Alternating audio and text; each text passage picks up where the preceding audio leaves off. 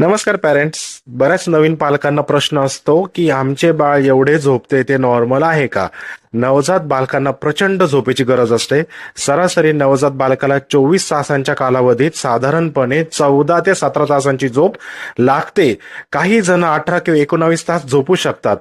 आता तुम्हाला प्रश्न पडत असेल की इतकी झोप का आवश्यक आहे? बरं, सुरुवातीचे काही आठवडे तुमच्या बाळाचा मेंदू वेगाने विकसित होत असतो. या वाढीमध्ये झोप महत्वाचा रोल प्ले करतो. मेंदूचा विकास चांगला होतो. नवजात बाळ झोपेचे वेळापत्रक पाळत नाही. त्याऐवजी ते एका वेळी सुमारे 2 ते 4 तासाची लहान लहान नॅप घेतात.